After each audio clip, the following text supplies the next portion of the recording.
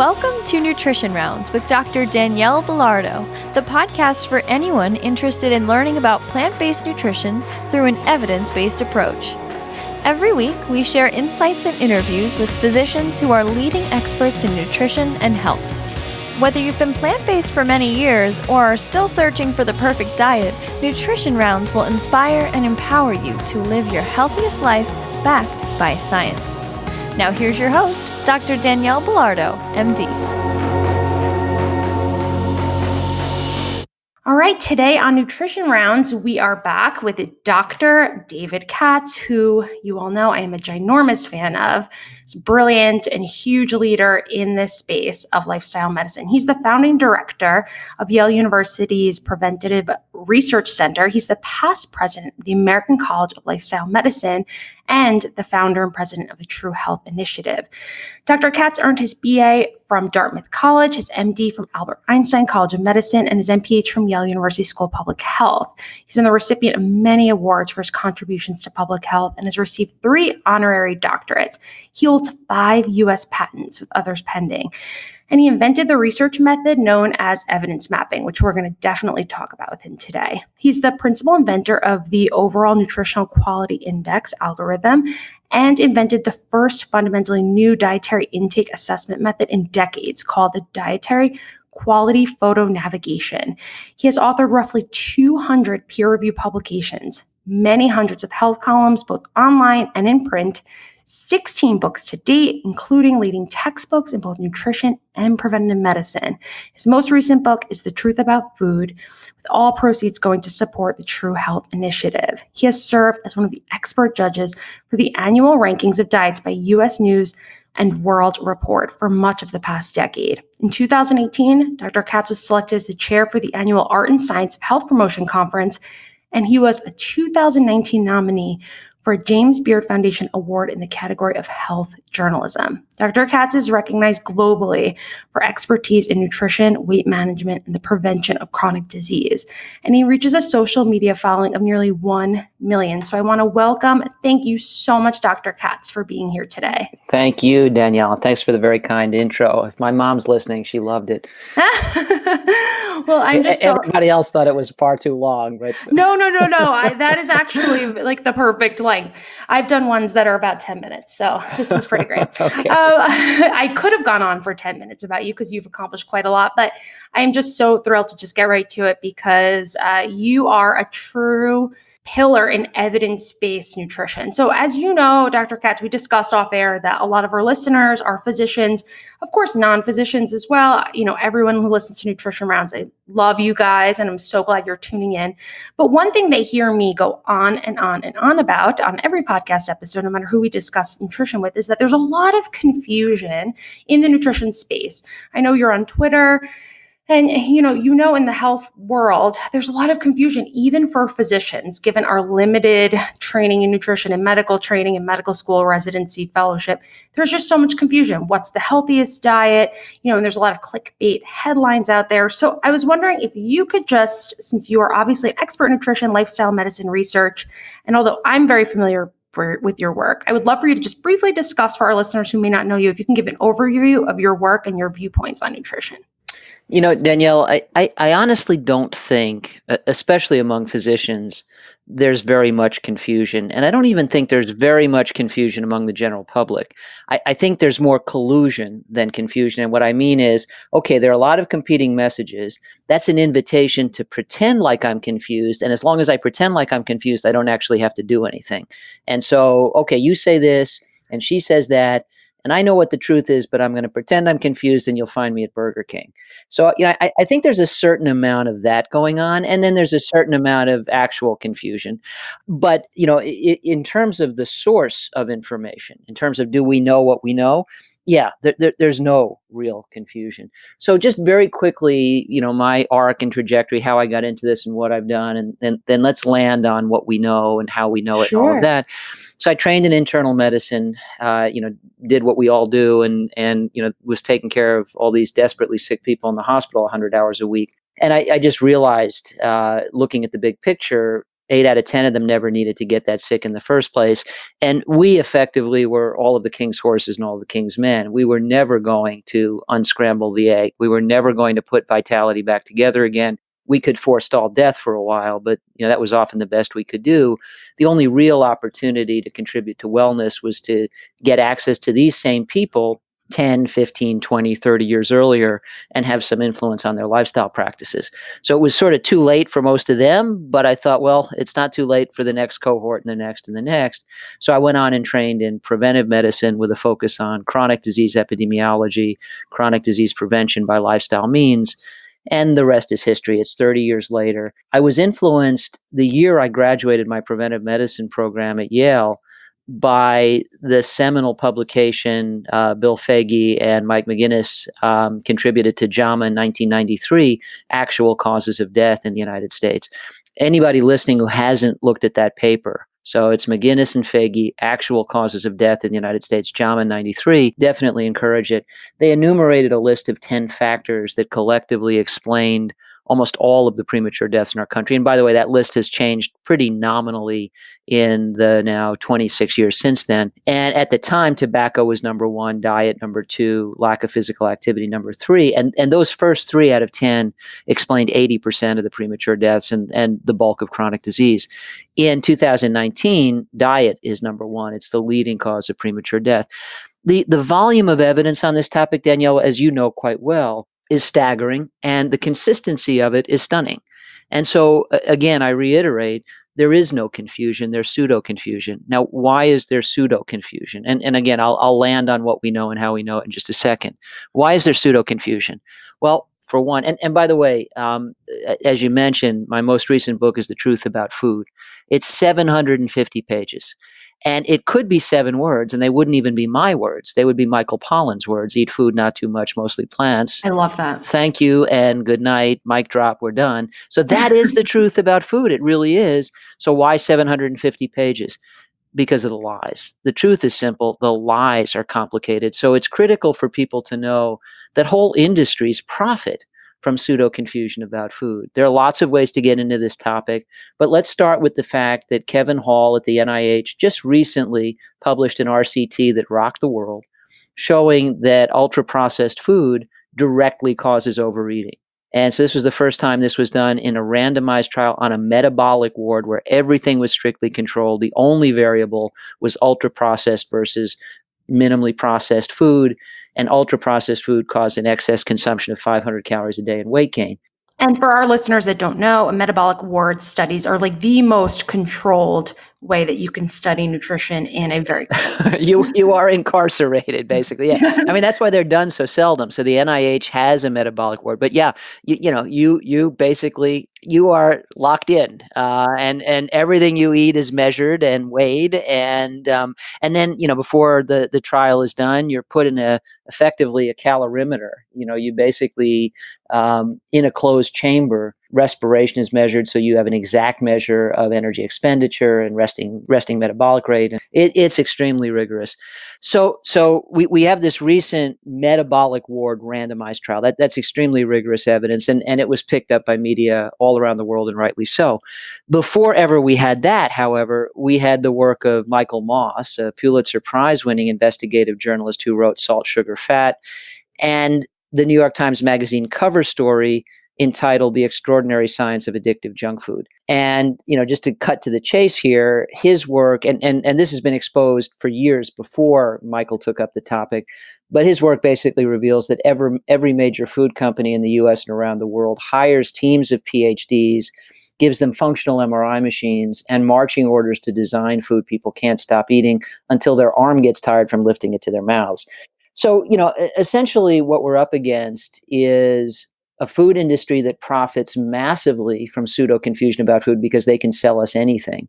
They can sell us low-fat junk food. They can sell us low-carb junk food. They can sell us gluten-free junk food. Maybe we now have lectin-free junk food. I can't keep up. Then, frankly, we've got us, the medical industrial establishment, if you will, big pharma. We make enormous sums of money treating diseases people never needed to get in the first place. Then there's big media. I worked on air for 2.5 years, many years ago, for Good Morning America. And it's literally true that the mantra in the newsroom is comfort the afflicted, afflict the comfortable.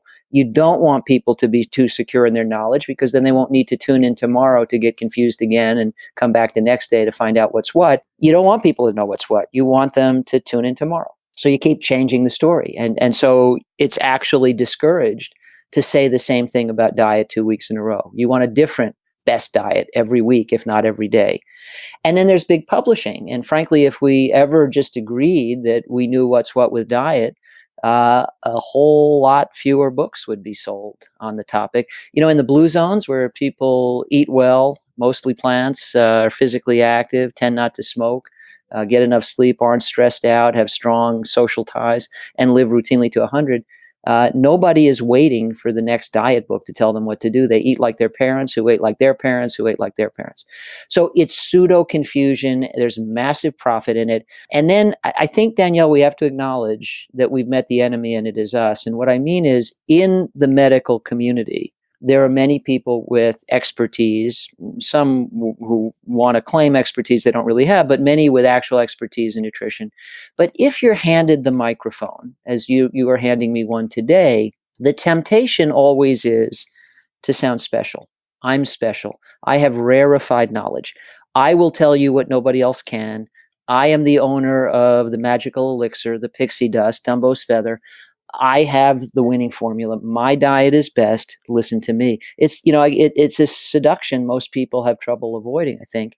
And frankly, the media actively encourage it, because if you come on air and say, actually, I believe what all other experts around the world believe, they don't invite you back to the Today Show if you say that. They really don't. So even people who know what's what and who agree massively with one another will come on and say competing things, because that's essentially what they're being encouraged to do. Tell me what sets you apart. So, you get an expert in the Mediterranean diet, you get an expert in, say, low-fat vegan diet. They actually agree about 95% of what's true. Yes. But one tells you all of the reasons why a high-fat Mediterranean diet is best. The other comes on to tell you why a low-fat vegan diet is best. They don't talk at all about their massive agreement regarding vegetables, fruits, whole grains, beans, lentils, nuts, and seeds, and plain water for thirst. And anybody listening in thinks, well, wow, two well-qualified experts who seem to agree about nothing. So I guess I'm confused. And as noted earlier, you can find me at Burger King while you guys sort it out.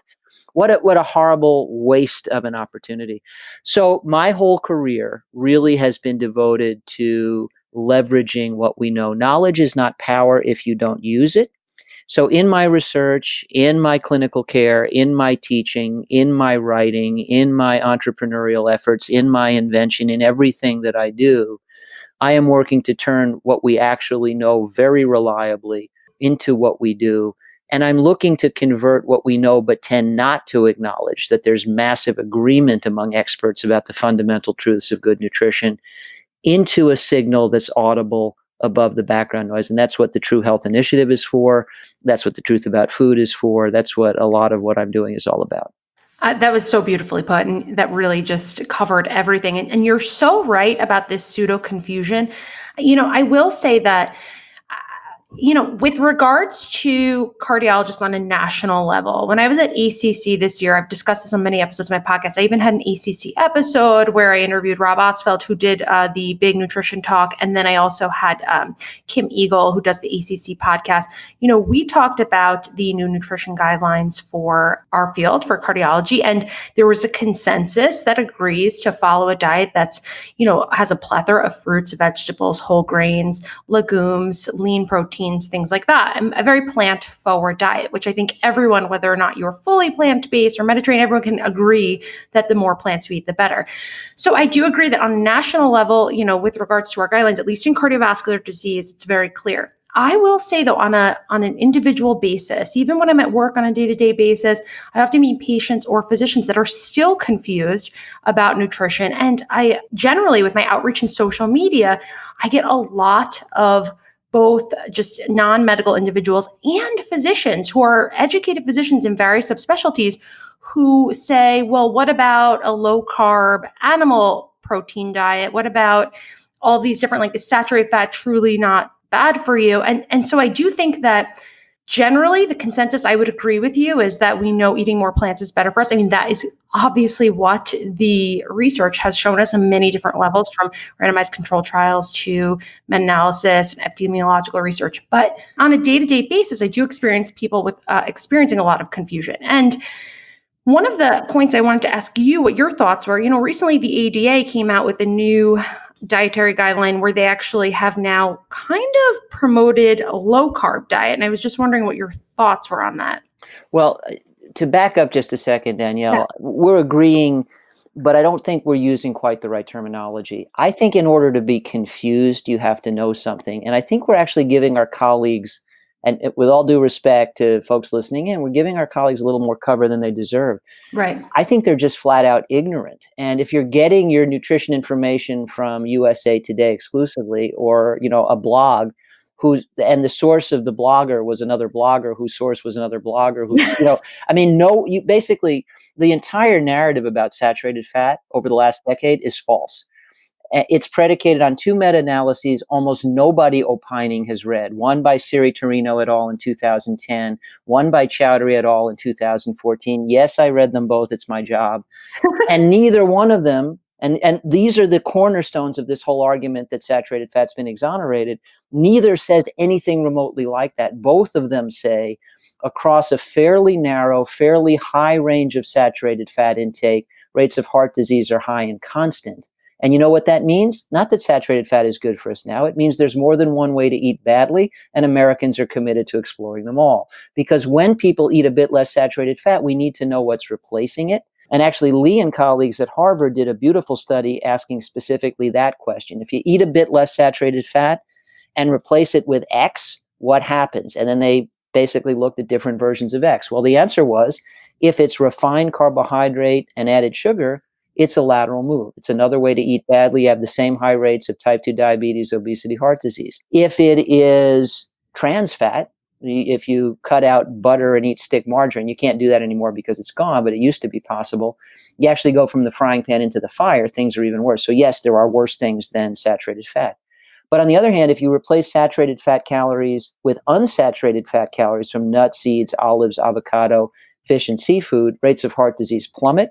And if you replace saturated fat calories with whole grain calories, rates of heart disease plummet. So the entire narrative is false. The other thing to say about meat and debating meat, I think we've got to bring this up bluntly, emphatically, and often, Danielle. There are no healthy people on a ruined planet.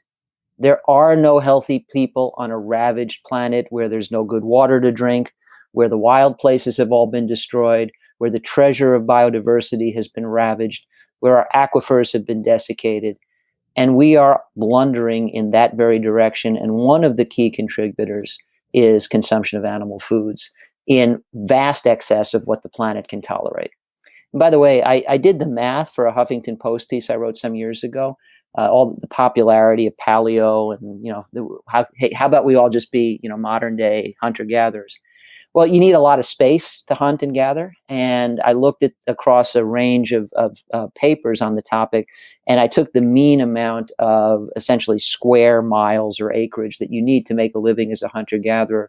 And for the current population of Homo sapiens on Earth, about 7.8 billion, to do that, we would need 15 times the surface area of the planet, counting all of the oceans and the polar caps and the Sahara Desert and every damn square inch, 15 times the surface area of the planet. It's absolutely not possible.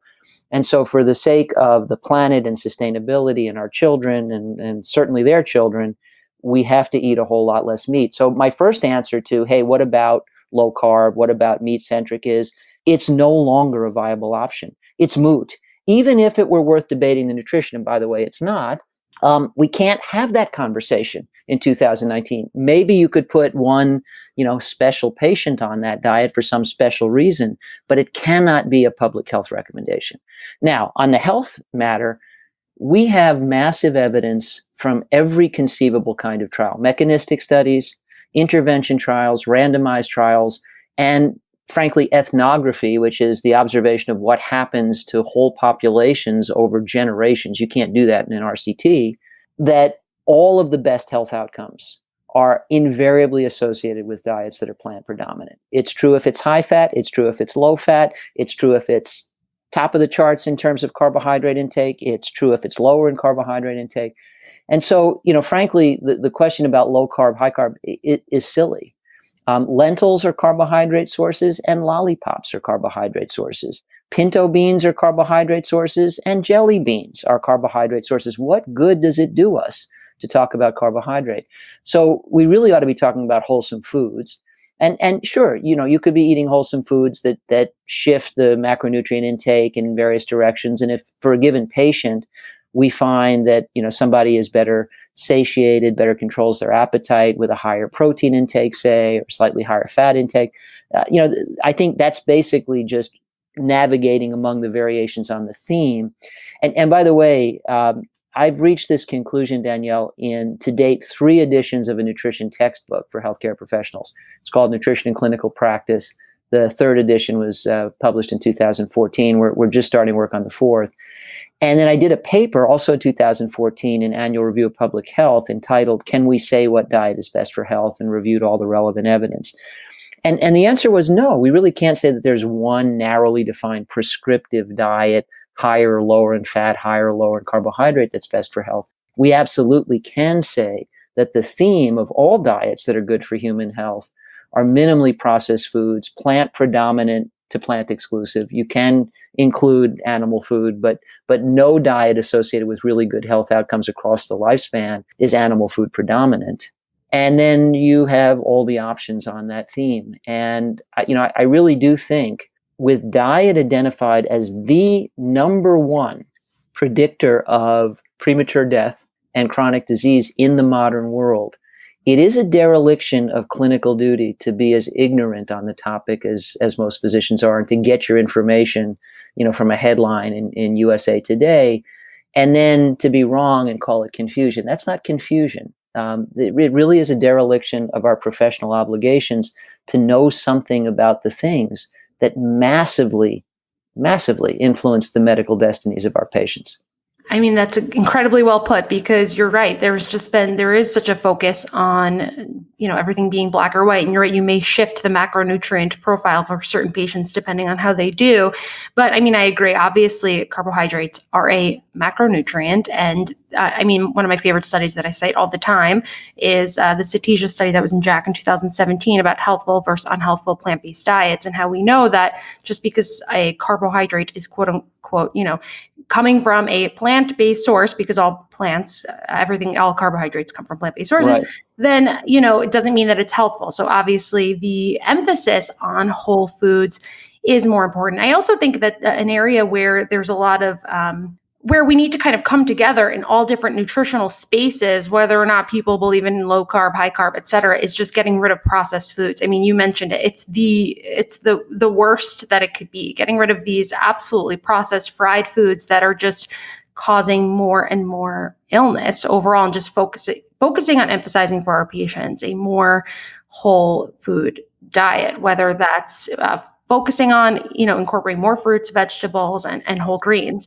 But the confusion, back to the ADA thing, they use the Virta study as a part of their incorporating low carb diet in the 2019 ADA standards of care, saying that it was they say research indicates that low carbohydrate eating plans may result in improved glycemia and have the potential to reduce anti-hyperglycemic medications for individuals with type 2 diabetes. So, that study was 1 year of follow-up, the study that they're basing this on, with an improvement in hemoglobin A1C, and, an improvement in glycemic profile for these patients. I'm just wondering what your thoughts are on doing this for patients long term if they're consuming a large amount of animal protein. Right. So let's drop back just to finish the prior discussion. So, can you recommend low carb? We ought to bring into the mix the work of David Jenkins. So Dr. Jenkins, of course, should be very well known to this audience, inventor of the glycemic index, a nutrition legend at the University of Toronto. He's a good friend. We've worked closely together over the years on many projects.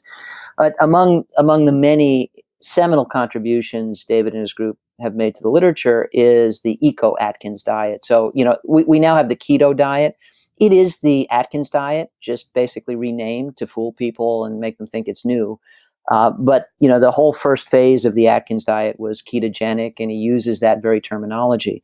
So back in the day when the Atkins diet was the thing, Dr. Jenkins, who's an ethical vegan, said, well, is it possible to have your low carb cake and eat it too? Can we design a plant-based diet that's low in total carbohydrate? And the answer was yes. So if for whatever reason, whether it's ideology or physiology, you're inclined to go low carb, there's more than one way to do it. And you mentioned a 2017 paper. I really like a paper back from, I think it was 2010, by McMillan Price et al. I think it was in the Archives of Internal Medicine. And this basically asked the question, if you have a low glycemic diet and it is low in carbohydrate, meaning lots of meat, or you have a low glycemic diet, but it's high in carbohydrate, meaning lots of beans and lentils and whole grains, which is better at improving a whole array of cardiometabolic risk markers, lipids and inflammatory cytokines and blood glucose and blood insulin and all the usual suspects? And the answer was low glycemic, high carbohydrate. In other words, plant-based low carb. So we, even when we are talking about low carbohydrate, we don't need to be talking about meat predominant diets, and we cannot be talking about meat predominant diets because the planet won't sustain it. So I have, now let's jump ahead to Virta, and it's a really complex topic, Danielle, because there are two issues. The first is, what do I think of the keto diet? Is that a legitimate thing to be doing? Because Virta ran one non-randomized study. Basically a proprietary organization that is peddling the keto diet ran one non-randomized trial. Is that good enough? And then the other issue really is, how do we interpret science in 2019? Are we doing it right? So on the topic of the keto diet, what I routinely point out to people is you can improve glycohemoglobin with a lot of things. It said type 2 diabetics, elevated glycohemoglobin. You can improve that parameter with a lot of things that are really bad for health long term. One would be simply starvation. Eat absolutely nothing. Your glycohemoglobin will go down. Another would be an acute bout of cholera. All acute illness tends to drop glycohemoglobin, but certainly an illness like cholera, which is a wasting disease, guaranteed glycohemoglobin goes down. Frankly, a cocaine binge would do the job as well. Severe alcoholism would likely do it too, at least in the short term, and on it goes. My point being, somewhere along the line, we have so lost track of how to interpret science sensibly that we've abandoned sense altogether. So the idea that you can run an intervention trial in the short term and fix one isolated metabolic parameter and say, well, I guess that means this is a good thing to do, is, it's flagrantly silly. You don't need to be a scientist to see that it's silly, that there are things that would cause your weight to go down, like, chemotherapy for advanced cancer, or for that matter, not treating the advanced cancer, that aren't remotely good for you.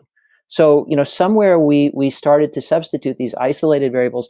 It lowers weight, must be good. It lowers glycohemoglobin, must be good. No, absolutely not. Things that are absolutely horrible for you and utterly incompatible with lasting health and vitality will lower your weight and lower your blood pressure and lower your glycohemoglobin in the short term. Science must be interpreted with sense. And the other thing we have to do is recall some of the cornerstones of medical decision making, like, for example, the precautionary principle. You can't do something to people that you don't know is compatible with their health. You first need to prove that it's compatible with their health. So we know, it's a fact, that people can safely eat a diet of minimally processed foods, mostly plants, for a lifetime. We have no evidence that people can do anything remotely like a ketogenic diet for a lifetime and derive good health from it. Well, then you are basically using short-term data on isolated parameters to impose an uncontrolled experiment on your patients at odds with the Hippocratic Oath, at odds with the prime directive of medicine to first avoid doing any harm, and at odds with the precautionary principle, which says, hey, the burden is on those guys to prove that this is safe. So there are no free-living populations anywhere in the world who do anything like a ketogenic diet. There's no evidence that healthy people can sustain it for a period of more than months. There's no evidence that it's good for people or even safe for people over a period for more than months. So we cannot take the results of one or two non-randomized trials, very short term, with, by the way, a proprietary interest, which isn't necessarily, a game changer in and of itself, but it's not irrelevant either. And substitute that for, hey, what we know about plant-based diets is based on a massive aggregation of randomized trials replicated in labs all around the world and proven in observational epidemiology to work for lifetimes, generations, at the scale of whole populations. Until or unless the ketogenic diet catches up with that, I say who cares? And I say who cares even if it weren't fundamentally at odds with the health of the planet, which, by the way, it also is. So it's an incredible boondoggle. And frankly, I think it's tragic that it's popular at this very moment, because this is the time we're getting messages about, the devastation we're doing to biodiversity, the massive rate of extinction, the melting of glaciers, the acceleration of climate change. This is the moment when people, I think, would finally be snapping out of it and saying, okay, finally, I agree. I really got to try to eat less meat for the sake of the planet. And just at that moment when I think we had people's attention and really had an opportunity to address the health of people and planet alike, the ketogenic diet comes along and is the popular diet of the day. It makes me really sad. It's terribly unfortunate. It is terribly unfortunate. You bring out so many excellent points. I'm so glad you touched on this. And I think that even more data that's coming out, in the last 10 years, research that's been done on gut microbiome has been outstanding. Actually, that's going to be on my podcast next after you is Wilson Tang, who does the majority of the most outstanding TMAO research in the country. And we are going to discuss gut microbiome with regards to cardiovascular disease and how it changes with high animal protein diets. And I think that you're right. It's not just the macronutrient profile, it's actually what you're consuming. And I think that there are so many reasons why, and you've outlined so many of them so eloquently, just why this is not a validated, very healthful way to live long term, and we don't have the evidence to support it. And I love that you also bring in climate change and the planet, because obviously that's big picture, that's incredibly important. It's and it's crucial, Danielle, to health. Even again, I don't think we can say often enough there are no healthy people on an uninhabitable planet. So it's crucial. And by the way, I think it's important because I know you're vegan, and I imagine a lot of your guests are ethically vegan, and so we can become maybe too dogmatic or too adamant or a little ideological. I want listeners to know we're not having that conversation right now. We are constitutional omnivores. That's a fact. We are adapted to eat meat. But I think people should also realize that people fly the paleo banner or they fly the keto banner as an excuse to eat bacon and pepperoni and pastrami. There was no Paleolithic pepperoni, right? So, it's basically... It's nonsense. There's this, highly processed meat from domesticated animals that are ill-fed, ill-treated, denied space to exercise, that have nothing to do with the kind of meat our Stone Age ancestors ate. So if you want to go hunting with a bow and arrow and eat venison or antelope, frankly, that's probably perfectly compatible with cardiovascular health.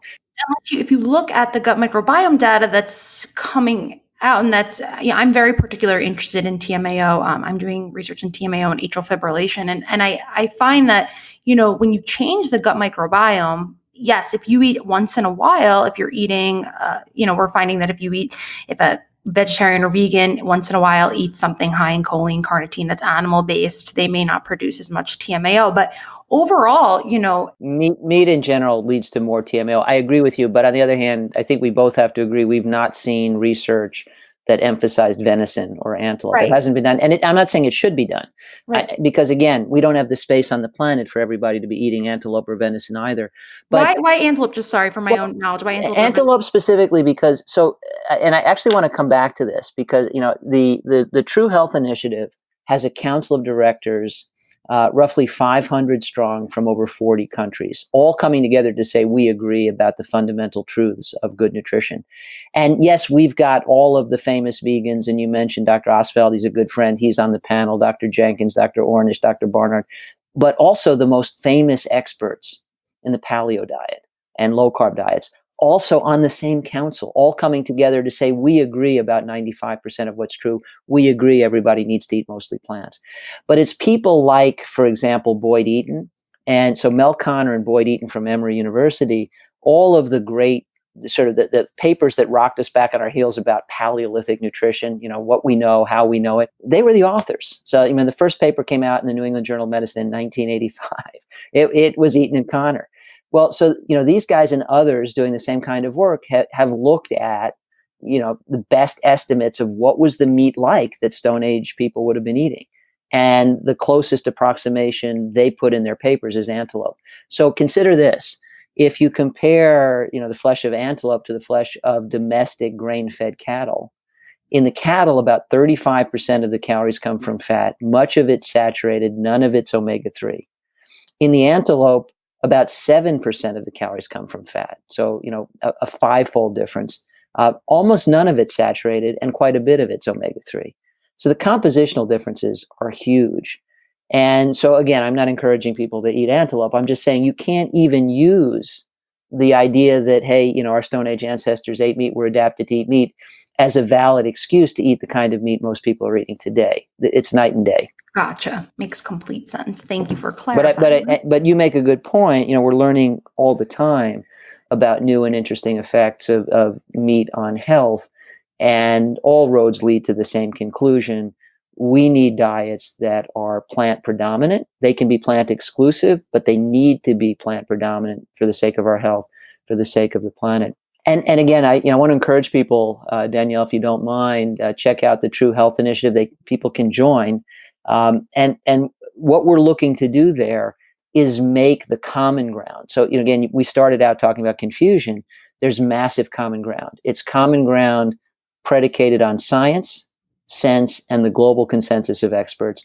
And we're looking to turn that into a signal audible above the noise, and then the confusion goes away.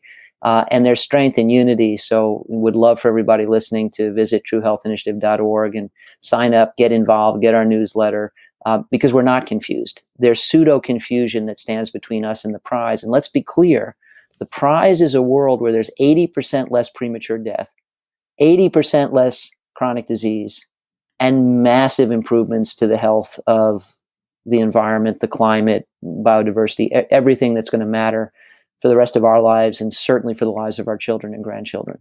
Everyone, you've heard it here first. You better go sign up for True Health Initiative right now. Every physician, non-physician, everyone listening, sign up. Because I actually love that you bring into this, you're coming from a space where you're not being biased. I mean, I always try to say, of course, we all have some inherent bias, but you really do, Dr. Katz, you really do discuss straight from the research and the literature. And I have so much respect for the work you do because you are so truly evidence-based. And I love that True Health Initiative includes people from all different ranges of eating, because you're right, the general consensus, regardless of what anyone's personal views are on anything, is just in general, we need to be in a more plant forward, plant predominant for not only the health of our patients and the world, but for also the planet. Yeah. And Danielle, you know where that came from? The idea to form the True Health Initiative came from. And we can leave aside people like Bob Harper, the famous trainer who unfortunately had a heart attack on a paleo type diet and then switched to vegan.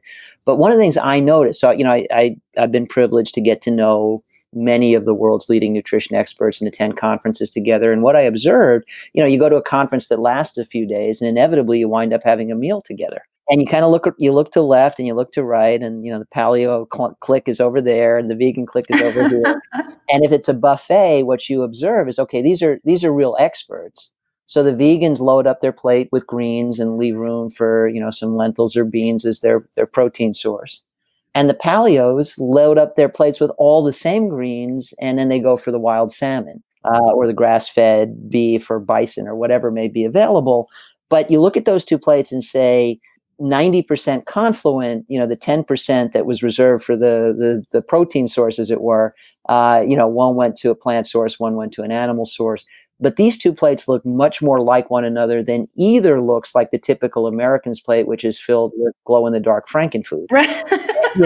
Basically step away from the box and nobody will get hurt. So part of the motivation for forming the True Health Initiative was the idea that, I'm seeing this behavior. All I'm really asking these folks to do is say, yeah, we know we're more alike than different. We only ever talk about our differences.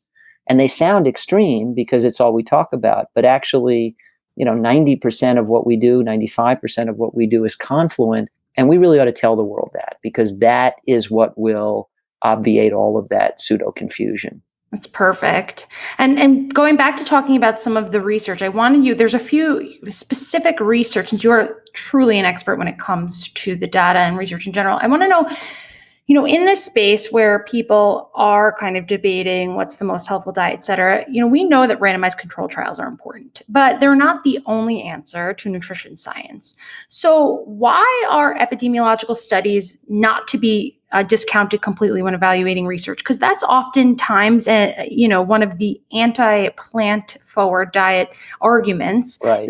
You don't have enough RCTs, which, by the way, we do. We have a lot of RCTs, but okay. So really, I've had Dean Ornish on the podcast twice, and we've talked extensively about his trials. So yes, but it's not just Dean's trials. Right, we have the Lyon Diet Heart studies. We have the DASH trials, and they're not necessarily vegan, but it doesn't matter. They show the benefits of a plant-predominant diet.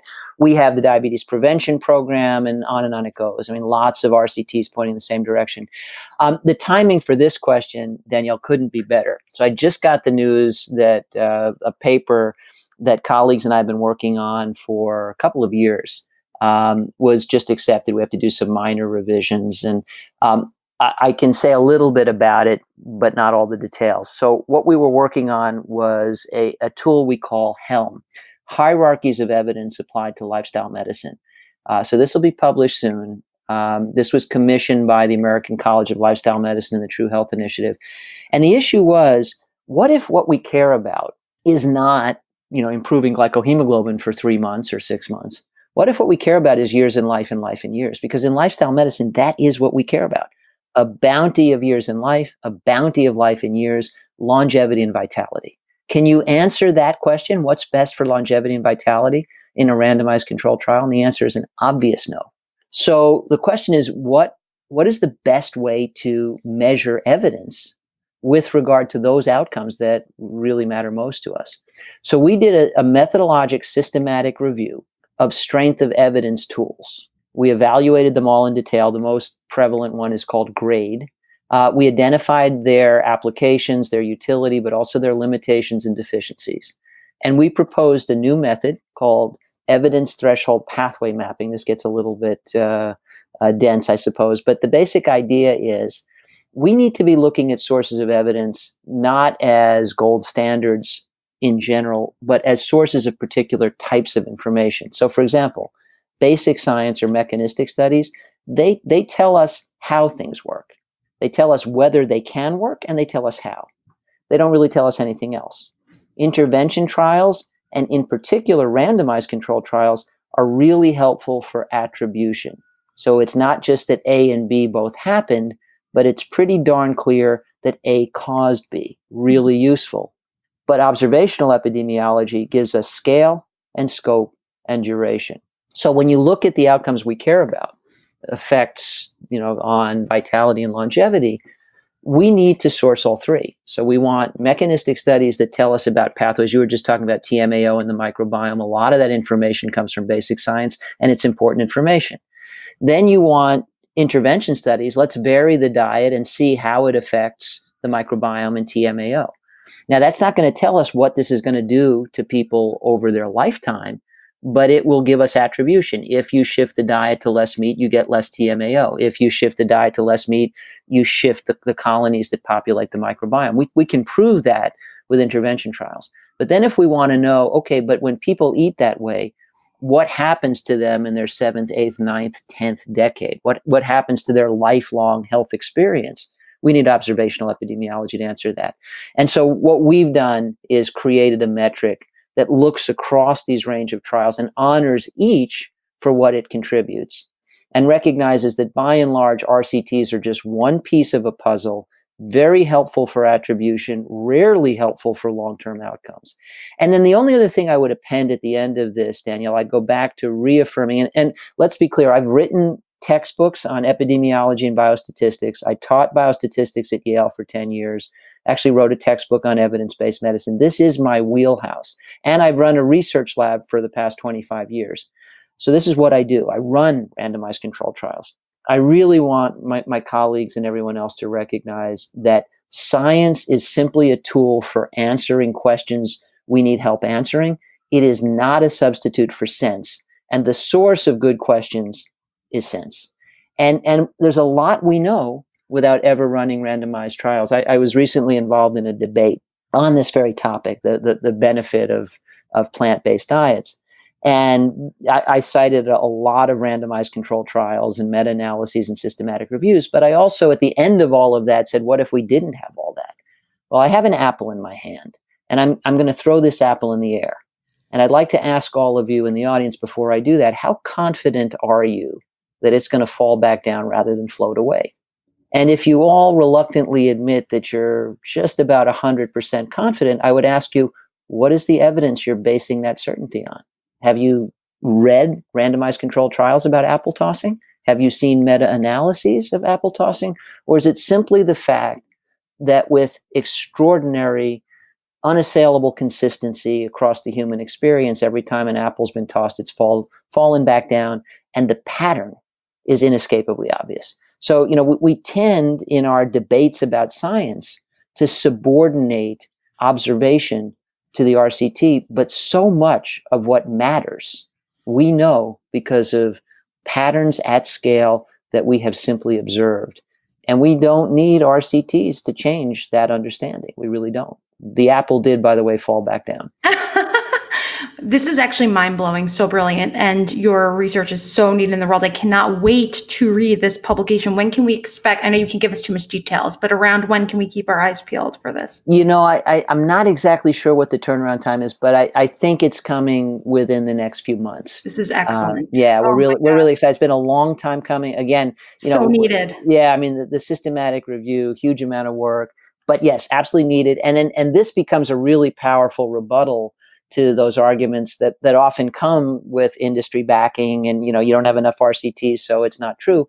Well, actually, there's a whole new metric for measuring the quality and strength of evidence regarding effects at scale over time. And once we can start rallying around that and invoking that, and it's published in the peer-reviewed literature and it's rigorously put together. Yeah, I mean, we need to reclaim the dialogue here. Actually, we were talking before about Virta and a short-term intervention study showing that you could use a ketogenic diet to lower glycohemoglobin. That's where RCTs are not, they're much worse than simply not the universal gold standard. They're toxic. Because if we create this dialogue where we talk ourselves into the notion that, hey, you don't need sense, you just need science, and RCTs are the best science, all anybody needs to do is ask a really bad question, run a really bad RCT, produce a result and publish it, and it becomes gospel. And that's toxic. That's really dangerous because there is no defense in an RCT against using that method to answer a really bad question or to apply the methodology to a straw man. You could ask the question, which is better, a low fat or a low carb diet? You could design a really great low carb diet and compare it to Coca-Cola and cotton candy and call that the low fat diet. Right. And then the headline is low carb beats low fat. But, that wasn't a low fat diet. That was just a garbage diet, right?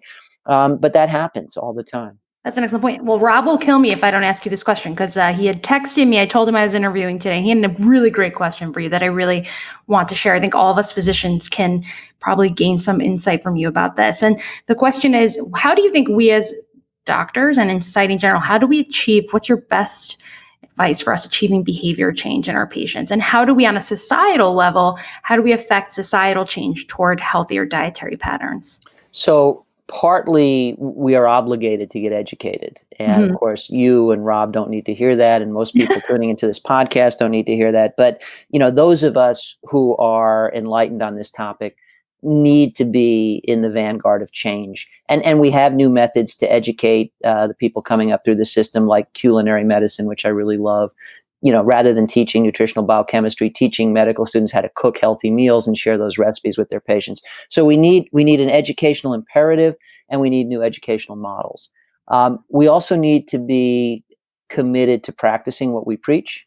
We need to focus on the confluence of public and planetary health, we no longer have a choice.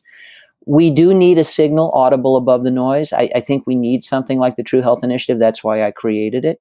And then, quite frankly, we live in an internet age. We live in an age where everybody is using digital technology. We need innovation. And if I may, and this is a little self-serving, Danielle, so I'll need your permission, but I'm the founder and CEO of a company called Diet ID. Wait, literally, Dr. Katz, I have to tell you the question I have in bold that I've been waiting to ask you is, can we please discuss Diet ID? Okay. I literally think that I've been like itching to get to this. All right, well, here we go. So, Okay. so part of the answer to Rob's question is we need invention. Right. Necessity is the mother of invention. We have a grave necessity. We have the necessity to leverage diet to advance the human condition and save the planet. There could not be a greater imperative. We can use diet to add years to lives, to add life to years, and to protect everything that matters in the world that we share.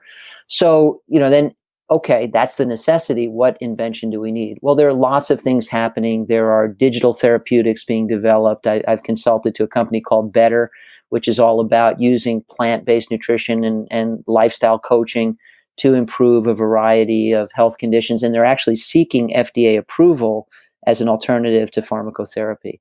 In my particular case, I have long been thinking that diet is a vital sign. It is a vital indicator of everything that matters. It's a vital indicator of likely health outcomes, all-cause mortality, total chronic disease, years in life in years. And yet, it's almost never measured. And there's a famous expression from the business world that's equally pertinent in medicine: we manage what we measure, or we can't manage what we don't measure. Both are true about diet.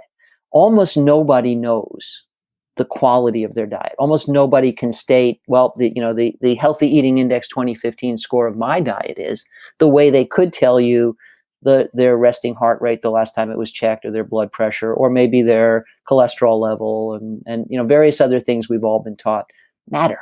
Diet is a vital sign and is the leading indicator of premature death and chronic disease in the modern world.